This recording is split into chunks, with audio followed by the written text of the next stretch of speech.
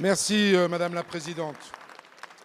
Ma question s'adresse à Madame Brune Poirson, secrétaire d'État à la transition écologique et solidaire. 100 millions de tonnes, c'est la quantité de déchets plastiques qui se transforment en polluants terrestres ou marins chaque année dans le monde, d'après le rapport publié hier par WWF. C'est un constat qui impose l'action. Pollution de notre environnement et des sols, omniprésence des nanoplastiques dans l'eau et nos aliments. Les risques qui pèsent sur notre santé et sur notre planète sont à la mesure de l'ampleur de la tâche qui nous attend. Si rien ne change, la quantité de pollution plastique dans les océans aura doublé dans 10 ans. L'inaction est donc impensable. Le sujet du plastique est un enjeu majeur et comme c'est un enjeu majeur, il doit être traité sérieusement, entièrement, de manière systémique. Pour que les déchets plastiques ne sortent plus du circuit et cessent de polluer, le groupe Modem et apparenté est convaincu qu'il faut agir à toutes les étapes de la vie du produit plastique. Sa production d'abord. Nous devons la réduire considérablement et inciter les industriels à aller vers 100% de plastique recyclable dans leur production et la recherche d'alternatives au plastique lorsque ce n'est pas possible. Sa consommation ensuite. Longtemps, nous avons considéré que le plastique était fantastique et comme pratique pendant longtemps sans que nous nous en soucions de ses effets sur l'environnement. Et enfin, un enjeu crucial, plus crucial encore, son recyclage. Aujourd'hui, on estime que 37% des déchets plastiques sont gérés de manière inefficace. Son développement dans le cadre de l'économie circulaire est pourtant un gisement d'emplois non délocalisable. J'en viens donc à ma question, Madame la Secrétaire d'État. Vous êtes en train de travailler à l'élaboration d'un projet de loi sur l'économie circulaire. Compte tenu de l'enjeu systémique que recouvre à la fois la production, la consommation et le recyclage des plastiques, pouvez-vous nous confirmer que ce sujet sera traité largement et avec ambition dans le projet de loi sur l'économie circulaire que vous serez amené à porter devant le Parlement? Je vous remercie. Merci, Monsieur le député. La parole est à Madame Brune Poirson, secrétaire d'État auprès du ministre d'État, ministre de la Transition écologique et solidaire.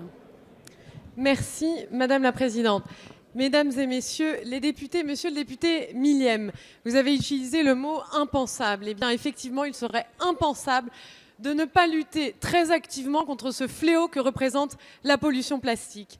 Et pour ça, eh bien, il ne suffit pas de se contenter de ramasser, par exemple, les déchets plastiques, une fois qu'ils ont été produits et mis dans la nature. Eh bien, il faut radicalement, en profondeur, transformer nos modes de production et de consommation. Parce que faire ça, c'est aussi engager un vrai plan en faveur d'une politique industrielle du recyclage du plastique en France et en Europe aussi plus largement. Et nous avons de quoi et nous pouvons être leaders en la matière. Et donc, nous avons pris, si j'ose dire, le taureau par les cornes en agissant au niveau national, au niveau international et bien sûr aussi au niveau européen. Au niveau national, il faut, et c'est un combat, vous l'avez dit, systémique, il faut que l'ensemble du système se mobilise.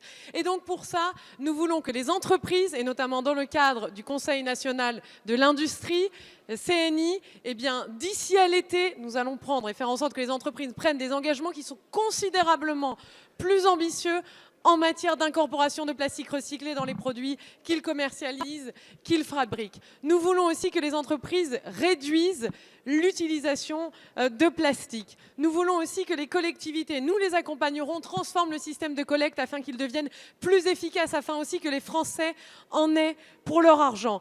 Nous voulons aussi faire en sorte que la gouvernance des éco-organismes soit transformée pour que là aussi, je le répète, eh bien, elles jouent pleinement leur rôle. Et pour ça, nous allons aussi faire en sorte, par exemple, de mettre en place des systèmes de bonus-malus sur les éco-contributions pour que les comportements vertueux et les entreprises qui éco-conçoivent leurs produits eh bien, soient mieux rémunérés et surtout récompensés. Et enfin, au niveau du citoyen aussi, nous allons changer, harmoniser les pratiques de tri. Bref, c'est une approche systémique que nous mettons en place. Je vous remercie.